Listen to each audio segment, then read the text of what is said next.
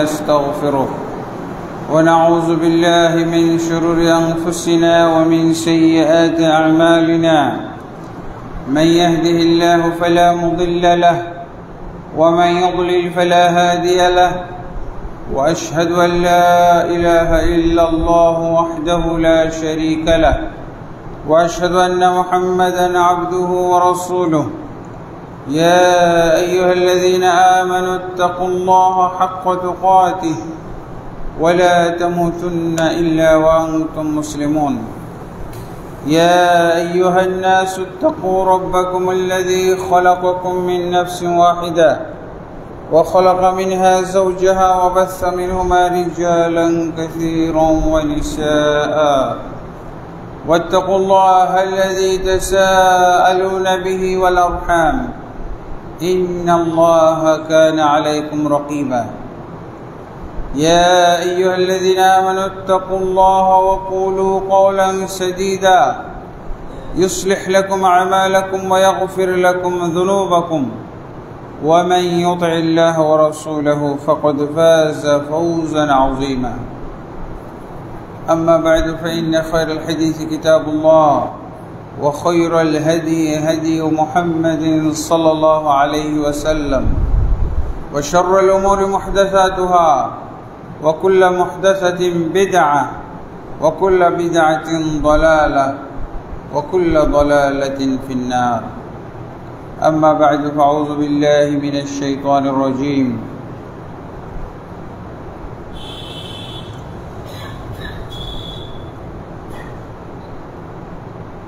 هل يستوي الذين يعلمون والذين لا يعلمون وقال سبحانه فاعلم أنه لا إله إلا الله وقال سبحانه اقرأ باسم ربك الذي خلق خلق الإنسان من علق اقرأ وربك الأكرم الذي علم بالقلم علم الإنسان ما لم يعلم وقال النبي صلى الله عليه وسلم العلماء ورثة الأنبياء وإنهم لم يورثوا دينارا ولا درهما إنما ورثوا العلم فمن أخذه أخذ بحظ وافر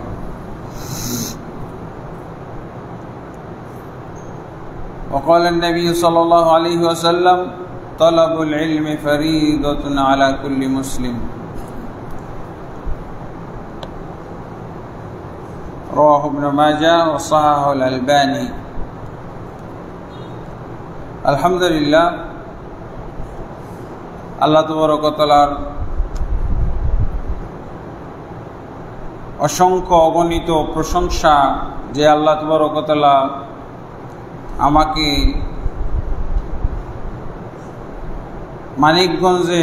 মানিকগঞ্জ জেলায় অবস্থিত আরও একটি সহিহ আকীদার মসজিদের সাথে পরিচিত হওয়ার এবং এই মসজিদে আল্লাহ খুতবা দেওয়ার সুযোগ করে দিয়েছেন আলহামদুলিল্লাহ রাব্বিল আলামিন। শুকরিয়া জানাই সেই ভাইদেরকে যারা আমাকে এই মসজিদের সাথে পরিচয় হতে সাহায্য করেছেন, দাওয়াত দিয়েছেন। জাযাকুমুল্লাহু খাইরান ওয়া বারাকাল্লাহু ফীহিম। নবী মুহাম্মদুর রাসূলুল্লাহ সাল্লাল্লাহু আলাইহি ওয়াসাল্লামের প্রতি অসংখ্য অগণিত সালাত ও সালাম নাযিল হোক। আল্লাহুম্মা সাল্লি আলাইহি আল্লাহুম্মা বারিক আলাইহি আল্লাহুম্মা সাল্লিম আলাইহি। অতঃপর আজকে এই নতুন মসজিদ, যে মসজিদে আমরা খুতবা দিচ্ছি এবং খুতবা শুনছি, এটি মানিকগঞ্জ সিংগাইর থানায় অবস্থিত। গ্রাম বা মৌজার নাম সানাইল পূর্বপাড়া, বাইরা ইউনিয়ন। আলহামদুলিল্লাহ, আল্লাহ তাবারক ওয়া তাআলার কাছে দোয়া করি, আল্লাহ তাবারক ওয়া তাআলা যখন এই মসজিদকে প্রতিষ্ঠা করার তৌফিক দান করেছেন, এই মসজিদকে যেন তিনি পূর্ণতা দান করেন। এই মসজিদের মসজিদকে আল্লাহ তাবারক ওয়া তাআলা যাবতীয় বিপদ আপদ ঝুঁকি হুমকি থেকে মাহফুজ হেফাজত রাখেন, সুরক্ষিত রাখেন। আল্লাহুম্মা আমিন।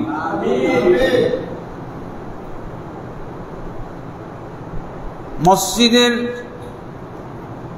খোরাক জোগাড় করে মাদ্রাসা, মাদ্রাসার মাধ্যমে মসজিদের খোরাক তৈরি হয়।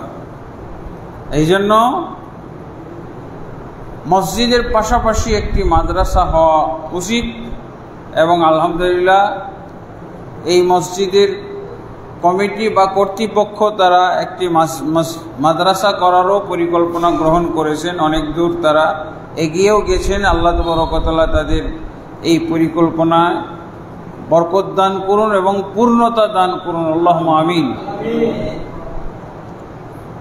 আজকে মসজিদ এবং মাদ্রাসা সংশ্লিষ্ট গুরুত্বপূর্ণ একটা বিষয় নিয়ে আলোচনা করব, সেটা হলো ইলমে দ্বীনের গুরুত্ব, ফজিলত, প্রয়োজনীয়তা। ইলমে দ্বীন বা দ্বীনের ইলম, দ্বীন বলতে কাকে বুঝায়, কি জিনিস বুঝায়, এটা আমরা সংক্ষেপে আপনাদেরকে ইশারায় বলবো। ইলমে দ্বীন, দ্বীনের ইলম অর্জন করা। দ্বীনটা কি? দ্বীন হচ্ছে ইসলাম, ঈমান, ইহসান। এই তিনটার সমন্বয়কে দ্বীন বলা হয়। আর এই তিনটা বিষয়ে একটি হাদিসের মধ্যে আলোচনা করা হয়েছে। সেই হাদিসের নাম হলো হাদিসে জিবরিল। হাদিসে জিবরিল বলা হয় তার কারণ এই হাদিসটা বর্ণিত হয়েছে জিবরিল আলাইহিস সালাতু ওয়াস সালামের উপস্থাপনায়। জিবরিল আলাইহিস সালাতু ওয়াস সালাম দ্বীনের উপস্থাপনা করেছিলেন, দ্বীনের জ্ঞান আমরা যে গ্রহণ করব, উম্মতে মুহাম্মাদীকে দ্বীনের জ্ঞান দেওয়ার জন্য আল্লাহ ফেরেশতা পাঠাইছিলেন। ফেরেশতাদের সর্দার জিবরিল আলাইহিস সালাতু ওয়াস সালামকে সবচেয়ে গুরুত্বপূর্ণ হাদিস, আল্লাহ রাসূল সাল্লাল্লাহু আলাইহি ওয়াসাল্লাম যত হাদিস বলেছেন তার মধ্যে সবচেয়ে গুরুত্বপূর্ণ 1 নম্বর বলা যেতে পারে এই হাদিসকে, হাদিসে জিবরিল। এখানে দ্বীনের বিষয়গুলো সংক্ষেপে আলোচনা করা হয়েছে। আর ইলমে দ্বীন বলতে এই বিষয়গুলোকে জানা। ইলমে দ্বীন হলো ফরজ। দ্বীনের জ্ঞান অর্জন করা, ইলম অর্জন করা, বিদ্যা অর্জন করা, এটা কি ফরজ। শুধু ফরজ না, সবচেয়ে বড় ফরজ। সবচেয়ে বড় ফরজ হলো ইলম অর্জন করা। অথচ আমরা এই বড় ফরজ সম্পর্কে উদাসীন। ইলমের বিপরীত হলো জাহাল, মূর্খতা, অজ্ঞতা, না জানা। এটা হলো অজ্ঞতা। অজ্ঞতার একটা যুগ ছিল। অজ্ঞতার যুগ চিনেন তো? বর্বরতার যুগ, জাহেলি যুগ বলা হয়। জাহেল এমন জিনিস, এটা হলো কুফরির চাইতে খারাপ। এই জন্য জাহেলি যুগ বলা হয়। তার মানে ওখানে কুফর ছিল না, কাফের ছিল না, সব জাহেল লোক ছিল। আমরা তো মনে করি জাহেল একটু হালকা, কাফের বললে খবর আছে। আবু জাহাল, আবু লাহাব এরা কি ছিল? জাহিলি যুগের সদস্য ছিল। তাহলে কাফের ছিল না, মুশরিক ছিল না? কাফের মুশরিক হলো জাহেলের পর।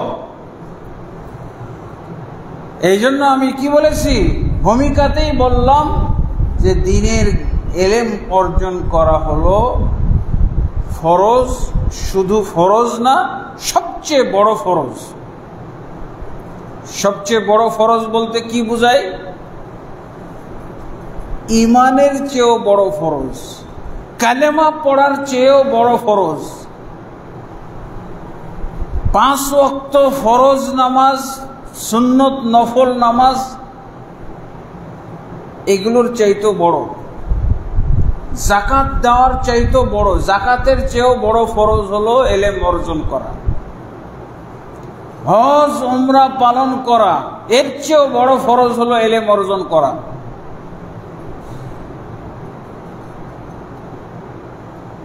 রমজান মাসের যে 1 মাস সিয়াম পালন করি, এটা হলো ফরজ, এর চেয়েও বড় ফরজ হলো এলেম অর্জন করা। এইভাবে আমরা ইলমের গুরুত্বটা মানুষের কাছে তুলে ধরি না, যার জন্য কোথায় জাহেল লোক মসজিদেও পাওয়া যায়, নামাজ পড়তে আসা লোকদের মধ্যেও জাহেল পাওয়া যায়, মূর্খ লোক পাওয়া যায়, ইসলাম সম্পর্কে অজ্ঞ লোক পাওয়া যায়। ইন্না লিল্লাহি ওয়া ইন্না ইলাইহি রাজিউন। রাস্তাঘাটে বাজারে এখানে জাহেল পাওয়া যাওয়ার কথা, কিন্তু মসজিদেও পাওয়া যায়, নামাজ পড়তে আসছে এদের মধ্যেও পাওয়া যায়। আমার খুব ঘনিষ্ঠ বন্ধু, উনি পীর জগতের সংস্কারক একজন আলেম ছিলেন, ডক্টর আব্দুল্লাহ জাহাঙ্গীর। উনি বলছেন, বাংলাদেশে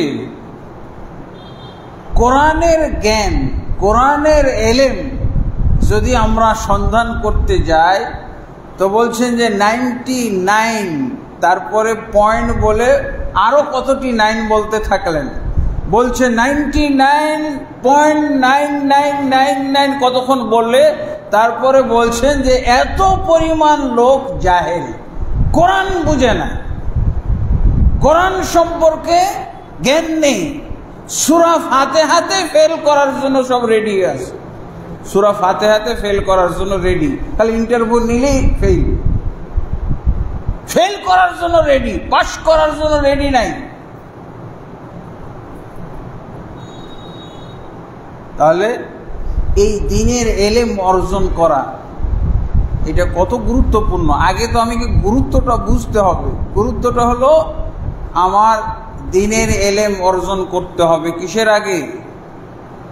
যে কোনো ফরজ আদায় করার আগে, যে কোনো ফরজ আদায় করার আগে। আজকে কি কোন ফরজ আদায় করতে আসছি আমরা? জোহরের পরিবর্তে জুমার সালাত, এই জুমার সালাত ফরজ আদায় করতে আসছি। তারপর অনেকের এর মধ্যে অজ্ঞতা আছে, লা হাওলা ওয়ালা কুওয়াতা ইল্লা বিল্লাহ। এলেম অর্জন না করা এটা হলো গুনাহ। কত বড় গুনাহ? সবচেয়ে বড় গুনাহ। যেহেতু সবচেয়ে বড় ফরজ, এলেম অর্জন করা সবচেয়ে বড় ফরজ না, তাহলে এলেম যারা অর্জন না করে তারা গুনাহগার। কত বড় গুনাহগার? সবচেয়ে বড় গুনাহর অধিকারী। শিরকের চেয়েও বড় গুনাহ, কুফরির চাইতেও বড় গুনাহ, মুনাফিকির চাইতেও বড় গুনাহ, জিনা ব্যভিচারের চাইতেও বড় গুনাহ, সুদ খাওয়ার চাইতেও বড় গুনাহ, ঘুষ খাওয়ার চাইতেও বড় গুনাহ কি? দ্বীনের এলেম অর্জন না করা।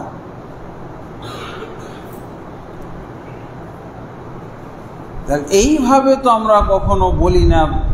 আসলে কোরআন হাদিস অনুযায়ী বললে, ইলমের গুরুত্ব বললে এইভাবেই বলতে হবে। আর এইভাবে বলার মাধ্যমে হয়তো কিছু শিক্ষিত লোক তৈরি হইতো, দ্বীনের জ্ঞান অর্জনকারী লোক পাওয়া যাইত।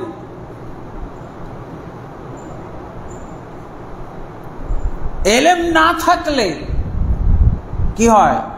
এলেম না থাকলে সব হইতে পারে, ইসলাম ছাড়া সব হবে, এলেম ছাড়া। নাউযুবিল্লাহ। এই জন্য এই যে জাহিলি যুগটাকে জাহিলি যুগ, কুফরি যুগ আর বলার দরকার নেই। আল্লাহ তো জাহিলি যুগ বলছেন। জাহিলি যুগের লোকগুলোকে কখনো কাফের বলেছেন, কখনো মুশরিক বলেছেন। এই জাহিল থাকলে, আপনি যদি অজ্ঞতা থাকে, মূর্খতা থাকে, তা আপনি তো কুফরি করবেন, আপনার দ্বারাই তো শিরক হবে, আপনি তো বিভিন্ন ধরনের পাপ কর্মে লিপ্ত হবেন। সহিহ বুখারীর মধ্যে এসেছে, আপনি সূরা নূহের 23 নম্বর আয়াতের তাফসীর, সহিহ বুখারীর মধ্যে একটা অধ্যায় আছে তাফসীর অধ্যায়, যদিও সহিহ বুখারী হাদিসের কিতাব, কিন্তু আল্লাহ রাসূল সাল্লাল্লাহু আলাইহি ওয়াসাল্লাম যেহেতু কোরআনেরও তাফসীর করেছিলেন না, কোরআনের শ্রেষ্ঠ তাফসীর কার? নবী মুহাম্মদ সাল্লাল্লাহু আলাইহি ওয়াসাল্লাম যে তাফসীর করেছেন এটা হলো শ্রেষ্ঠ তাফসীর। এই সূরা নূহের 23 নম্বর আয়াতে তাফসীর এসেছে সহিহ বুখারীতে, ইবনে কাসিরও আছে। সেটা কি? সর্বপ্রথম দুনিয়াতে শিরকের আবির্ভাব ঘটে ইলম উঠে যাওয়ার কারণে। ইলম উঠে যাওয়ার কারণে, দ্বীনের ইলম উঠে যাওয়ার কারণে, বিলুপ্ত হওয়ার কারণে, অজ্ঞতা এবং জাহালাত মূর্খতার আবির্ভাব ঘটার কারণে শিরক এসে গেছে।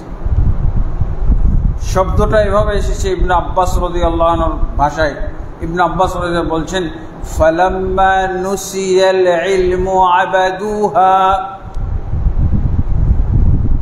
সূরা নূহের 23 নম্বর আয়াতটা কি ছিল? আয়াতটা হলো قالوا لا تذرن آلهتكم ولا تذرن ودا ولا سواع ولا يغوث ويعوق ونسرا। এই হল 23 নম্বর আয়াত। এই 23 নম্বর আয়াতে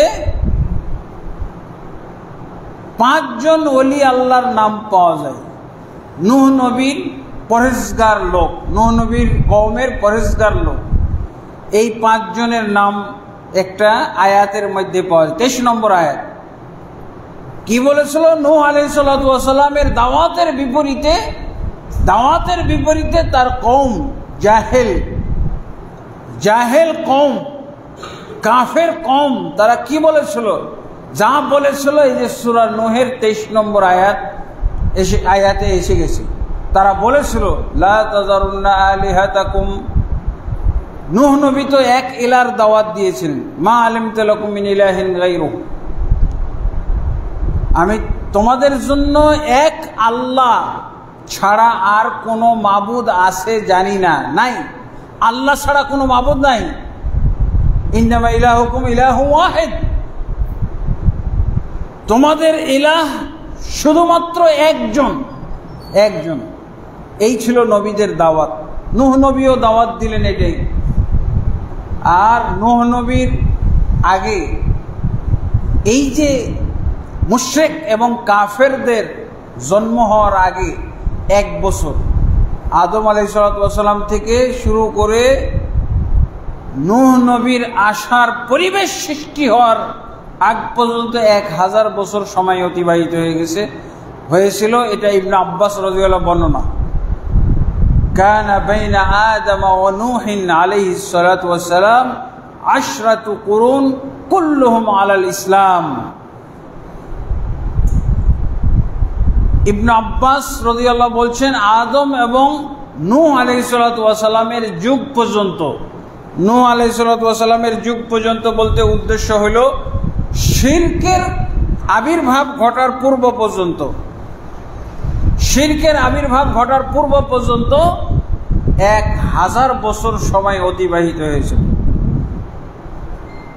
কি বলা হচ্ছে? কুল্লুহুম আলাল ইসলাম। এই 1000 বছর আদম থেকে নূহ আলাইহিস সালাতু ওয়াস সালামের যুগ পর্যন্ত 1000 বছর অতিবাহিত হয়েছিল। কুল্লুহুম আলাল ইসলাম। এই 1000 বছরের সময়কালের ভিতরে যত মানুষ এসেছিল সব খাঁটি ইসলামের উপরে ছিল, কোনো কুফর ছিল না, কোনো শিরক ছিল না, কোনো ধরনের ইসলাম বিষয়ে অজ্ঞতা ছিল না। কি বোঝা গেল? তাহলে আগে খাঁটি না আগে ভেজাল ছিল? আগে খাঁটি, ইসলাম খাঁটি ছিল। কত বছর?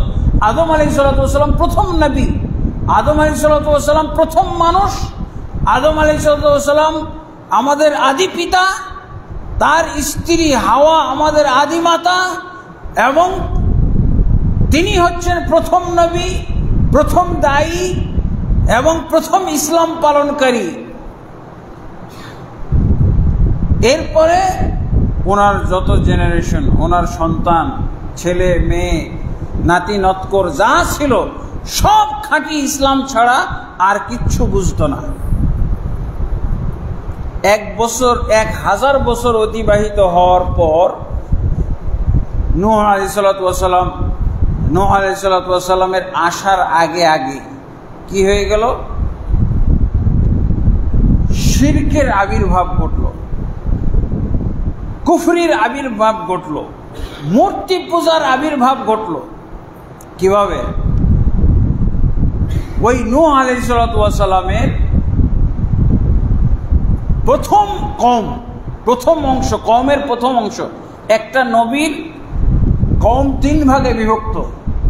একটা হলো প্রথম ভাগ, আর একটা হলো মধ্যম ভাগ, আর একটা হলো শেষ ভাগ। তো নূহ আলাইহিস সালাম প্রথম ভাগের যারা উম্মত ছিল তারাই কি করেছে? শিরকের আবির্ভাব ঘটিয়েছিল। কিভাবে? সর্বশেষ আদম আলাইহিস সালামের পর 1000 বছর যে মানুষ খাঁটি ইসলামের মধ্যে ছিল, এই খাঁটি ইসলামে কি এমনি ছিল নাকি দাওয়াত দেওয়া হইতো? মানুষকে ইসলামের কথা, ইসলামের বার্তা, ইসলামের জ্ঞান দেওয়া হতো। তো ইসলামের যারা জ্ঞান দিতেন তাদের নাম ছিল এইগুলো: ওয়াদ, সুয়া, ইয়াউস, ইয়াউক, নাসর। এই 5 জন, এই 5 জন লোক তারা খাঁটি ইসলামের দাওয়াত দিত। পর্যায়ক্রমে কিছুদিনের মধ্যেই 5 জন মারা গেল। তা আমরা আলেম মারা গেলে আফসোস করি না? একটা আলেম মারা যাওয়ার পর দেখা যায় যে মানুষের দিন ধর্ম দুর্বল হয়ে যায়। আলেম ওলামা না থাকলে মানুষের মধ্যে অজ্ঞতা ছড়িয়ে যায়। তো এরকম যখন এই 5 জন লাস্ট ব্যক্তি যারা আলেম ছিলেন, যারা দাওয়াত দিতেন ইসলামের দাওয়াত, এরা মারা গেল পর্যায়ক্রমে। এখন কি হয়ে গেল? দাওয়াত বন্ধ হয়ে গেল। আমাদের যুগের মতো তো ইউটিউব, ইন্টারনেটের মাধ্যমে চলতে থাকা ছিল না, বাস মৌখিক দাওয়াত বন্ধ হয়ে গেল। পরে দেখা গেল যে আস্তে আস্তে লোক ধর্মকর্ম বাদ দিতে লাগলো, কারণ তাদেরকে কেউ শিক্ষা দেওয়ার নাই, এলেম দেওয়ার নাই, বোঝানোর লোক নাই। আস্তে আস্তে তারা কুফরির মধ্যে চলে গেল। আস্তে আস্তে তারা তাদের দিন ধর্ম দুর্বল হয়ে গেল। একদিন শয়তান ইবলিস এসে তাদেরকে বলল যে তোমাদের দিন ধর্ম দুর্বল হয়ে গেল, এই যে ওয়াদ সাহেব মারা গেল, সোয়া মারা গেল, ইয়াগুস, ইয়াউক, নাসর ইনারা মারা গেল দেখে আপনাদের দেখা যায় যে দিন ধর্ম মধ্যে শিথিলতা চলে এসেছে। আমার কাছে একটা বুদ্ধি আছে। কি বুদ্ধি? বলছে আমি ওই 5 জন লোকের প্রতিকৃতি বানিয়ে দিব, মূর্তি বানিয়ে দিব। এদেরকে দেখলে তখন ওই তারা যে ওয়াজ করতো এই ওয়াজগুলো মনে আসবে। আমরা তো ভিডিও অন করে দিয়ে ওয়াজ শুনি, যে আলেম মারা গেছে সেই আলেমের ওয়াজ আমরা শুনতে পাই না, এখন ভিডিওর মাধ্যমে, অডিওর মাধ্যমে শুনতে পাই। তো ওরা কি করলো? শয়তান করলো কি? মূর্তি পূজা চালু করার তার হলো নীল নকশা। বললো যে আমার কাছে বুদ্ধি আছে, আমি পারি এটা।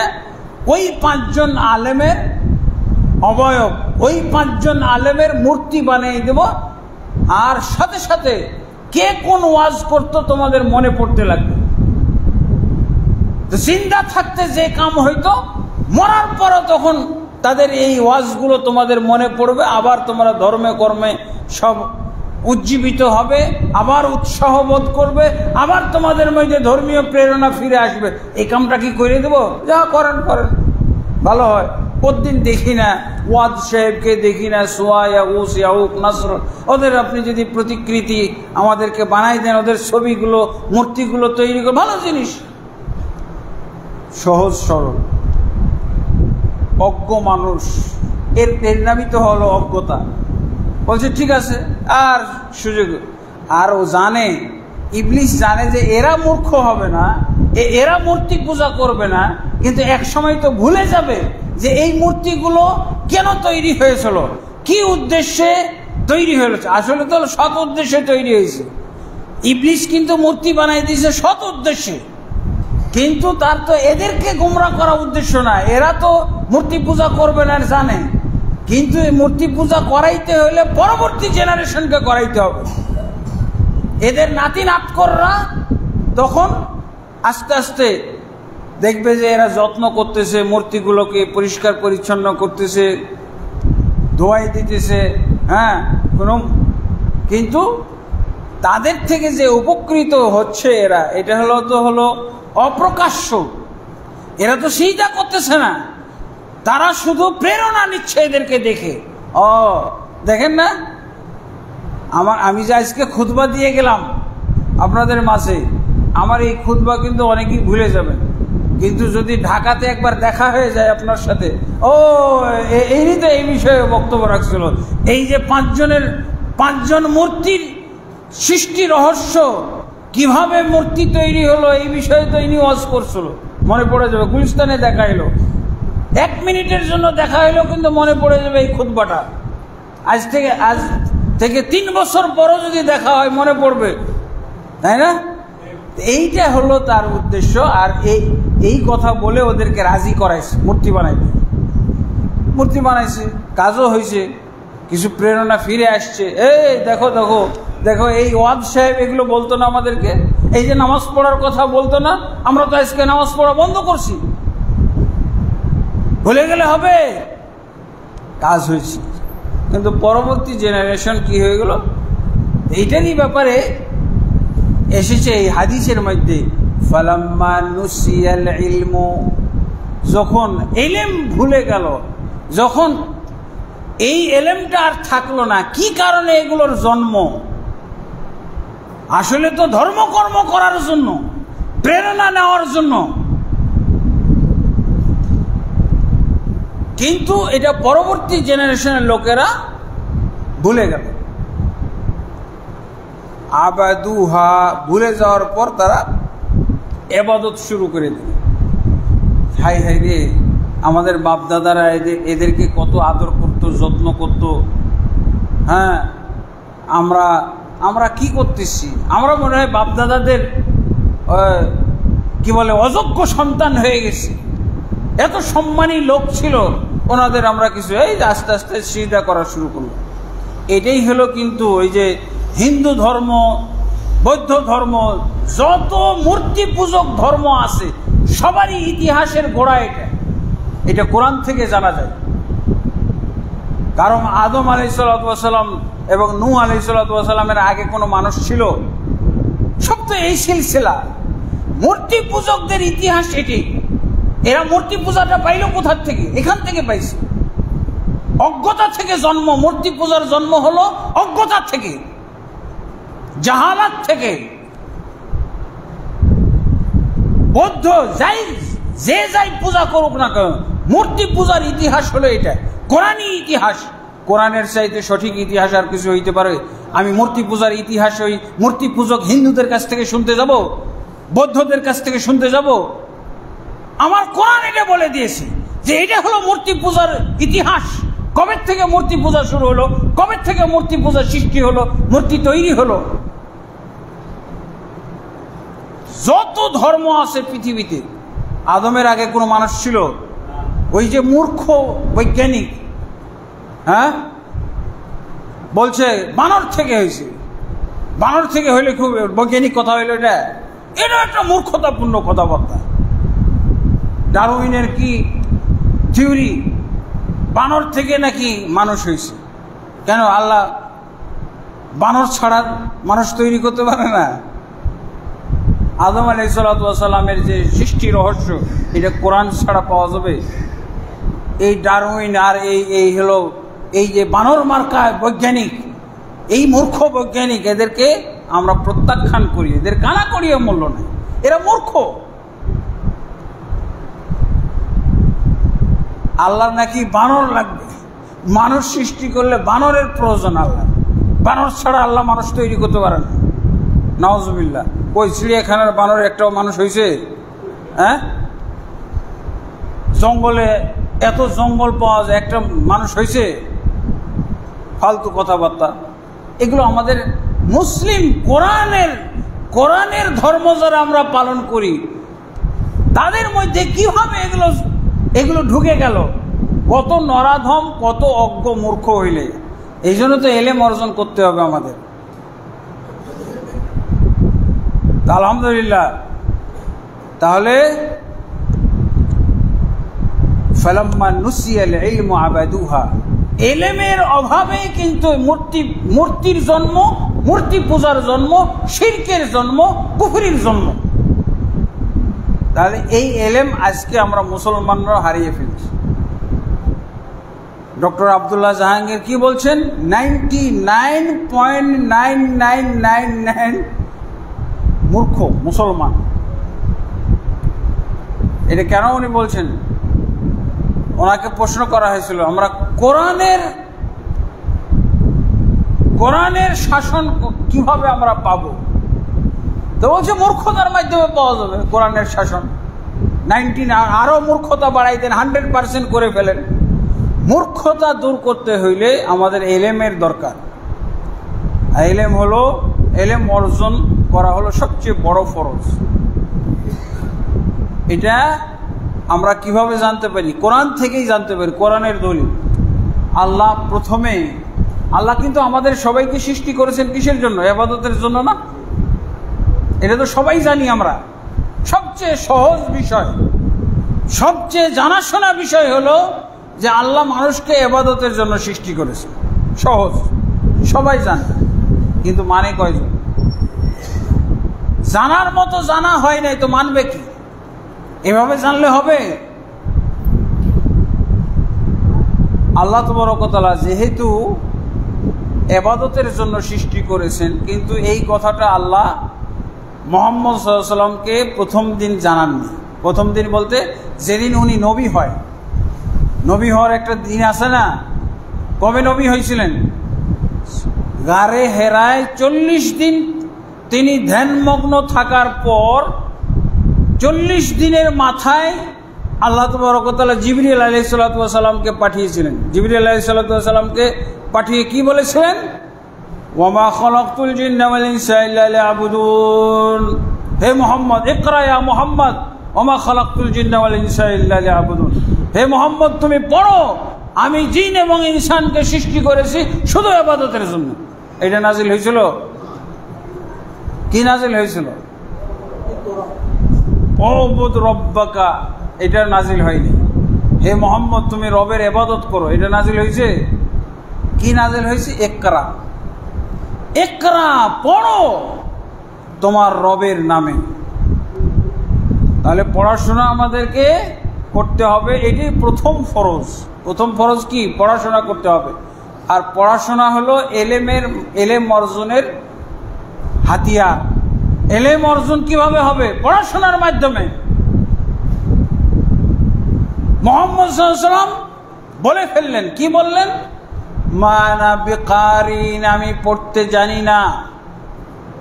আমাদের কি? আমি পড়তে জানি না। এই ভাই, আপনি কোরআন পড়তে পারেন? বুঝলেন, আমি পড়তে পারি না। কয়জন বলবে এরকম? বলতেই থাকবে। আপনি কোরআন পড়তে পারেন? না, আমি পারি না। মুহাম্মদ সাল্লাল্লাহু আলাইহি ওয়াসাল্লাম প্রথম কি বলেছিলেন? মা আনা বিকারিন, আমি কোরআন পড়তে পারি না। মুহাম্মদ সাল্লাল্লাহু আলাইহি ওয়াসাল্লামের মতো মানুষ বললেন আমি কোরআন পড়তে পারি না, মা আনা বিকারিন, আমি করতে পারি না। আল্লাহ কি ছেড়ে দিলেন? জিবরিলকে বললেন, এই থাক, বিরক্ত করার দরকার নেই মুহাম্মদ সাল্লাল্লাহু আলাইহি ওয়াসাল্লাম। পড়তে পারে না, মাফ করে দাও, ছেড়ে দাও। জিবরিল আলাইহিস সালাতু ওয়াস সালাম মুহাম্মদ সাল্লাল্লাহু আলাইহি ওয়াসাল্লামকে চাপ দিয়ে ধরলেন, বুকের মধ্যে এইভাবে চাপ দিয়ে, মানে এমন চাপ দিয়েছিলেন যে মুহাম্মদ সাল্লাল্লাহু আলাইহি ওয়াসাল্লাম আশঙ্কা করেছিলেন, মরে যাওয়ার আশঙ্কা, ভয় পেয়ে গেছিলেন তো, আর আসবে না এখানে, এরকম অবস্থা। তারপরে যখন জিবরিল আলাইহিস সালাম চাপ প্রয়োগ করলেন, চাপ দিলেন, তখন মুহাম্মদ সাল্লাল্লাহু আলাইহি ওয়াসাল্লাম পড়তে পারলেন। তাহলে মুহাম্মদ সাল্লাল্লাহু আলাইহি ওয়াসাল্লামকে প্রেসার দিয়ে পড়ানো হয়েছে, কিন্তু উম্মতকে কে প্রেসার দিবে? উম্মতেরও চাপ দেওয়া দরকার, উম্মতের উপরে চাপ দেওয়া দরকার না, নাহলে আমরা শিখি না। তো শিখি, কিন্তু আমাদেরকে চাপ দিবে কে? ইমাম সাহেব। ইমাম সাহেবকে বলে দেন, তাকে পাওয়ার দিয়ে দেন, চাপ দিয়ে পড়াবে। মুহাম্মদ সাল্লাল্লাহু আলাইহি ওয়াসাল্লাম সেদিনই যে কয়টা আয়াত নাজিল হয়েছিল সেই কয়টা আয়াত পড়েছিলেন। ইকরা বিসমি রাব্বিকাল্লাযী খালাক, খালাকাল ইনসানা মিন আলাক, ইকরা ওয়া রাব্বুকাল আকরাম আল্লাযী আল্লামা বিল কলম। 5টা আয়াত। তাহলে এই আয়াতগুলোতে কি জানলাম আমরা? যে প্রথম পড়তে হবে, পড়া ফরজ। ইসলাম ধর্ম হলো পড়ার ধর্ম, হিন্দু ধর্মের মতো না। আর এই পড়তে হবে কাকে? প্রত্যেককে পড়তে হবে। শুধু পড়া না, পড়ার মাধ্যমে ইলম অর্জন হবে। আর এই কোরআনটা আল্লাহ নাজিল করেছিলেন কি জন্য? এটা ইলমের গ্রন্থ। আর যেই সমাজে আল্লাহ রাসূল সাল্লাল্লাহু আলাইহি ওয়াসাল্লাম এসেছিলেন সেটা সমাজ ছিল কি? জাহিলি সমাজ, অজ্ঞতার সমাজ। আর এই অজ্ঞতার সমাজের জন্য আল্লাহ কি ইলমের গ্রন্থ নাজিল করলেন। এই অজ্ঞ লোকগুলোকে হেদায়েত করার জন্য আর কি ব্যবস্থা ছিল বলেন তো? কোরআন ছাড়া। আল্লাহ রাসূল সাল্লাল্লাহু আলাইহি ওয়াসাল্লামের কাছে কোরআনটাই তো দিয়েছিলেন, আর কিছু দিয়েছিলেন? এই কোরআনের তালিম দেওয়ার মাধ্যমে আল্লাহ এই জাতিটাকে মুসলমান বানিয়ে দিয়েছিলেন। মুসলমান বানাইছিলেন কিসের মাধ্যমে? কোরআনের মাধ্যমে। আল্লাহ রাসূল সাল্লাল্লাহু আলাইহি ওয়াসাল্লাম কিন্তু নিজের গবেষণা একটা করেছিলেন। গবেষণা কি? হিলফুল ফুজুল করেছিলেন। যখন নবী হয়নি তখন কি করেছিলেন? হিলফুল ফুজুল একটা সংঘ বা সংস্থা খুলেছিলেন। এই সংস্থার মাধ্যমে এই মক্কার লোকগুলোকে হেদায়েত করতে চাইছিলেন, কিন্তু তেমন ফলপ্রসূ হয় নাই। কোরআনের মাধ্যমে হইল। কোরআন নাজিল হওয়ার পর কোরআনের মাধ্যমে দলে দলে মানুষ মুসলমান হবে। মহাপণ্ডিতরা পর্যন্ত মুসলমান হয়ে গেল। কোরআন এমন একটা ইলমের গ্রন্থ, কোরআন এমন একটা জ্ঞানের গ্রন্থ যে এই গ্রন্থ যেভাবে আল্লাহ জ্ঞান পরিবেশন করেছেন, ইলম পরিবেশন করেছেন, এর মাধ্যমে জাহেলি সমাজের লোকগুলো অভিভূত হয়ে গেল, আশ্চর্য হয়ে গেল। এই জ্ঞানের গ্রন্থ পড়ার কারণে অনেকে মুসলমান হয়ে গেল, অনেকে মুসলমান হয়ে গেছে। ওয়ালিদ বিন মুগীরা খুব পণ্ডিত লোক, সে বলল যে তোমরা মুহাম্মদকে হেদায়েত করতে পারো না, মুহাম্মদকে তোমরা ঠিক করতে পারো না। মুহাম্মদ সাল্লাল্লাহু আলাইহি সাল্লামকে আমি দেখো কেমন করে সাইজ করতেছি। তো মুহাম্মদ সাল্লাল্লাহু আলাইহি সাল্লামের কাছে আসলো। মুহাম্মদ সাল্লাল্লাহু আলাইহি সাল্লাম কোরআনের আয়াত পাঠ করার মাধ্যমে তাকে মুসলমান বানাই দিল। কোরআনের আয়াত শুনলেই মুসলমান হয়ে যেত। রাসূলের হাদিস শুনলে, মুখের বাণী শুনলে মুসলমান হয়ে যেত। এইভাবে কোরআন এবং হাদিসের ইলমের মধ্যে বরকত আছে, কিন্তু এই কোরআন হাদিসকে বুঝতে হবে। ইবনে দমাদ নামক এক ব্যক্তি এসেছিল, আরবের সবচেয়ে বড় কবিরাজ। আরবের সবচেয়ে বড় কবিরাজ মুহাম্মদ সাল্লাল্লাহু আলাইহি ওয়াসাল্লামকে ঠিক করার জন্য। তারা মনে করেছিল মুহাম্মদ পাগল হয়ে গেছে। কিসের পাগল? ও জিন ভূতে আসর করেছে, জিন ভূতের কারণে সে উল্টাপাল্টা কথা বলতেছে। ওর মধ্যে জিন ভূত আসর ভর করেছে। এই জিন ভূত তাড়াই দিলে মুহাম্মদ আবার আগের মতো হয়ে যাবে, আমাদের সাথে আমরা মুহাম্মদ সাল্লাল্লাহু আলাইহি ওয়াসাল্লামকে নিয়ে স্বাভাবিক জীবনযাপন করতে পারব। ইবনে দমাদকে ডাকা হলো।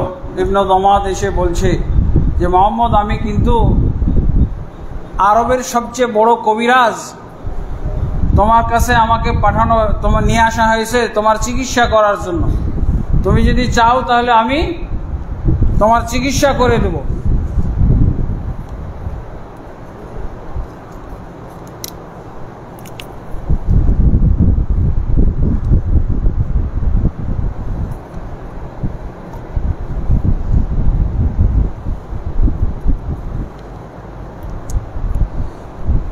তো চিকিৎসার জন্য সে প্রস্তাব দিল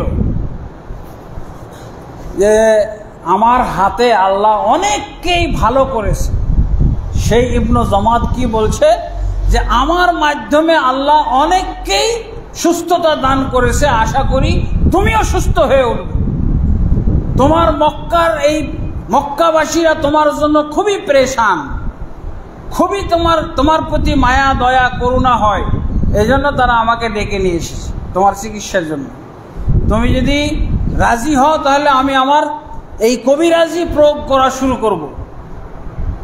তখন ইবনু জামাত এই কথা যখন বলল, আল্লাহ রাসূল সাল্লাল্লাহু আলাইহি ওয়াসাল্লাম বললেন যে ঠিক আছে, আপনার কথা আমি শুনলাম, একটু আমার কথা শুনেন।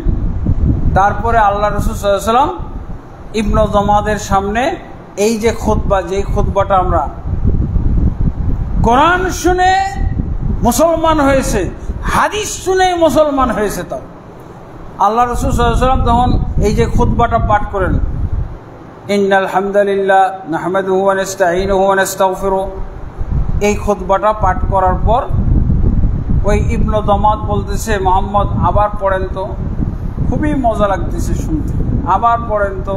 3 বার পড়ে শোনাইলেন। সেই আরবের বড় কবিরাজও মুসলমান হয়ে গেছে। তখন তারা বলছিল যে না, এখানে ওই কবি আসলে ও জাদুকর, মোহাম্মদ জাদুকর, যেই যাচ্ছে তাকে সে জাদুর মাধ্যমে আক্রান্ত করে ফেলছে, তাকে প্রভাবিত করে ফেলছে। যাই হোক, তাহলে কোরআনের মধ্যেই এমন এলেম আছে, এই কোরআন আজও তো যারা বুঝে পড়তেছে অনেক কাফের মুসলমান হয়ে যেতেছে। রসুলের হাদিস, রসুলের বাণী যারাই বুঝে পড়তেছে তারা মুসলমান হয়ে যেতেছে, কিন্তু আমরা মুসলমানরা নিজেরা বুঝি না। অবশ্যই আমাদেরকে এলেম অর্জন করতে হবে।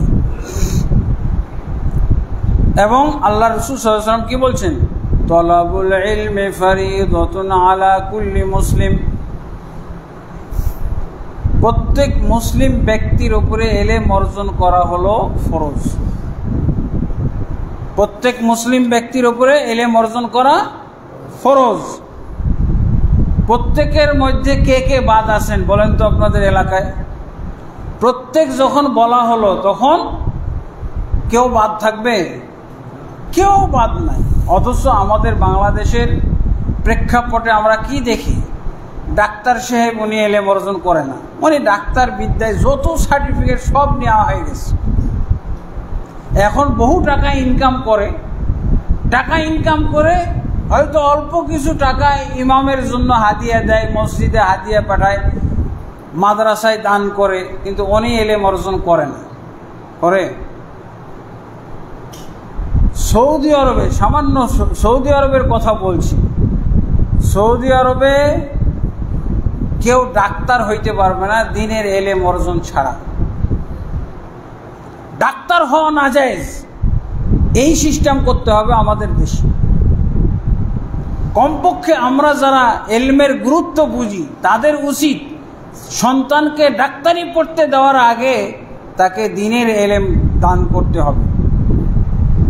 আপনি ওই দেশে ডাক্তারি পড়তে গেলেও আপনার আগে দ্বীনের জ্ঞানের উপরে ইন্টারভিউ নেওয়া হবে। আপনি ইঞ্জিনিয়ারিং পড়লেও আপনাকে আগে দ্বীনের বিষয়ে জ্ঞান অর্জন করতে হবে, ইন্টারভিউ হবে। আপনি বললে হবে না। আর বাস্তবেও তো তাই।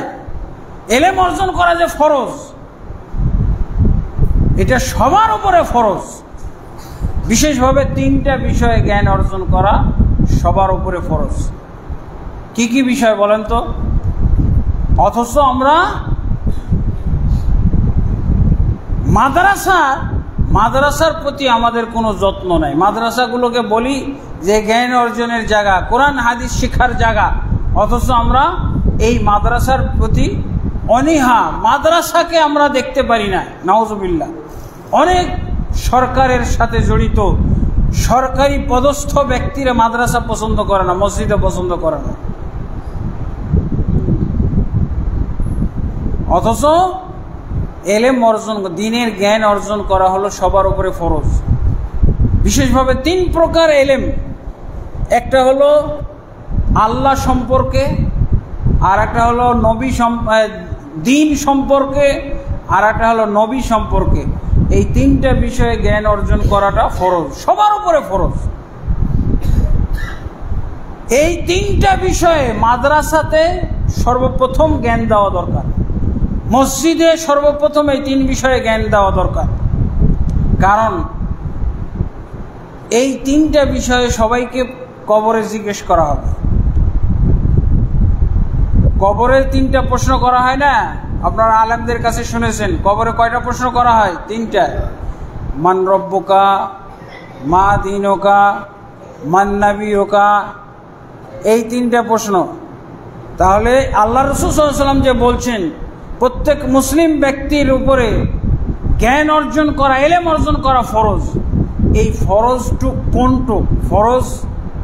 সেটা হলো এই যে আল্লাহ সম্পর্কে জ্ঞান অর্জন করা ফরজ। কারণ কবরে আপনাকে এইটাই প্রশ্ন করা হবে, মান রব্বুকা, তোমার রব কে? তাহলে আপনি যদি রব সম্পর্কে দুনিয়ায় জ্ঞান অর্জন না করেন, জব দিতে পারবেন? জব দেওয়ার উপায় আছে? মা দীনুকা, তোমার দিন কি? এইটা আপনাকে কবরে প্রশ্ন করা হবে, দ্বিতীয় প্রশ্ন। তৃতীয় প্রশ্ন, ওমান নাবিয়ুকা, তোমার নবীকে? এই বিষয়ে প্রশ্ন করা হবে। যদি উত্তর না দিতে পারি তাহলে কি হবে? হা হা লা আদরি। যারা উত্তর জানে না তারা হা হা লা আদরি বলবে। আর হা হা লা আদরি কারা বলবে? কাফেররা বলবে, শুধু কাফেররা। আর যারা মুনাফিক তারা অন্য শব্দ বলবে, কি? সামিতুন নাসা ইয়াকুলুনা শাইআন ফাকুলতু। লোকেরা একটা কথা বলতো, আমিও বলেছিলাম দুনিয়াতে, কিন্তু এই মুহূর্তে মনে পড়ে না। ইনশাআল্লাহ আমরা এই তিনটা বিষয়ে জ্ঞান অর্জন করব এবং গঠনমূলক জ্ঞান অর্জন করতে হবে। এর জন্য আমাদের মাদ্রাসা তৈরি করতে হবে। আল্লাহ আমাদেরকে তৌফিক দান করুন, আল্লাহুম্মা আমিন।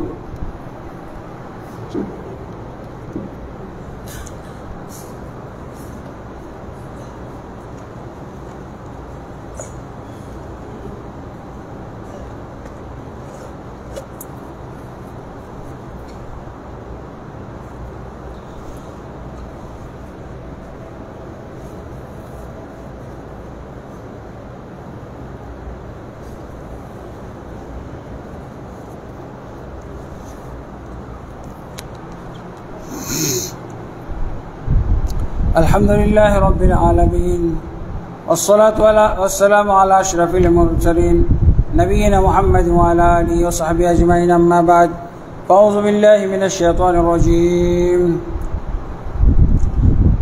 إن الله وملائكته يصلون على النبي يا أيها الذين آمنوا صلوا عليه وسلموا تسليما اللهم صل على محمد وعلى آل محمد كما صليت على إبراهيم وعلى آل إبراهيم إنك حميد مجيد اللهم بارك على محمد وعلى آل محمد كما باركت على إبراهيم وعلى آل إبراهيم إنك حميد مجيد اللهم أصلح لنا ديننا الذي هو عصمة أمرنا وأصلح لنا دنيانا التي فيها معاشنا وأصلح لنا آخرتنا التي فيها معادنا واجعل الحياة زيادة لنا في كل خير والموت راحة لنا من كل شر اللهم أعز الإسلام والمسلمين وأذل الشرك والمشركين ودمر أعداءك أعداء الدين يا رب العالمين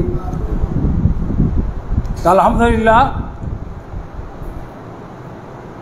এলেম অর্জন যদি কেউ না করে, এই যে দ্বীনের এলেম অর্জন না করা, এটা কি? এটা কিন্তু ইসলাম ভঙ্গের একটা কারণ।